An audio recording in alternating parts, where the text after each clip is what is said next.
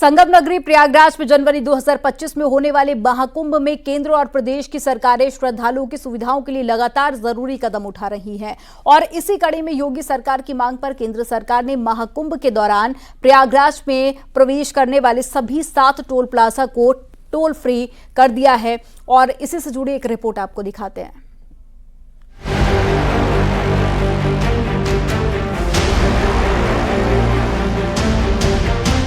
संगम की धरती पर जनवरी 2025 में महाकुंभ का आयोजन होने जा रहा है। महाकुंभ में देश और दुनिया भर से 40 करोड़ से ज्यादा श्रद्धालुओं के आने का अनुमान है। ऐसे में दिव्य और भव्य महाकुंभ के लिए केंद्र और प्रदेश की सरकारें श्रद्धालुओं की सुविधाओं के लिए लगातार जरूरी कदम उठा रही है। इसी कड़ी में प्रदेश की योगी सरकार की मांग पर केंद्र सरकार ने महाकुंभ के दौरान प्रयागराज में प्रवेश करने वाले सभी 7 टोल प्लाजा पर महाकुंभ के दौरान टोल टैक्स फ्री करने का फैसला लिया है। इस फैसले से 13 जनवरी से 26 फरवरी तक महाकुंभ में आने वाले श्रद्धालुओं को राहत मिलेगी। केंद्र सरकार के इस फैसले का साधु संतों ने स्वागत किया।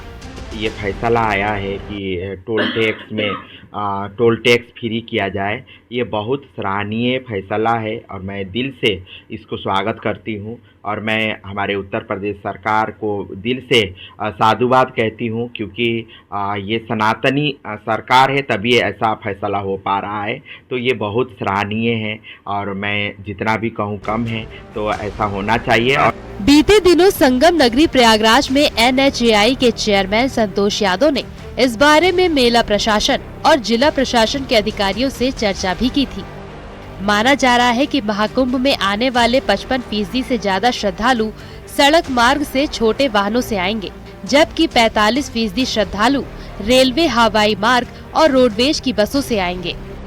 ये हमारे राष्ट्र एक सनातनी राष्ट्र है, हिंदू राष्ट्र है, तो इसमें ज़रूर से ज़रूर ये जो फैसला है ये बहुत सराहनीय है और ये बहुत साधुवाद है। राहत मिलेगी लोगों को, बिल्कुल राहत मिलेगी और हमारे जो भी जो कुंभ में 2025 का कुंभ देखने आने वाले हैं दूर दूर से, उनको बहुत राहत मिलेगी। ऐसे में हमारे सनातन और मजबूत तरीके से आगे बढ़ेगा और संगठित होगा। चित्रकूट हाईवे पर Umapur toll plaza, Rewa highway पर गन्ने टोल प्लाजा, मिर्जापुर मार्ग पर मुंगारी टोल प्लाजा, वाराणसी मार्ग पर हंडिया टोल प्लाजा, कानपुर रोड पर Kokhraj toll plaza, Lucknow highway पर अंधियारी टोल प्लाजा, अयोध्या हाईवे पर मऊ ऐमा टोल प्लाजा पर महाकुंभ में आने वाले श्रद्धालुओं से टोल टैक्स नहीं वसूला जाएगा।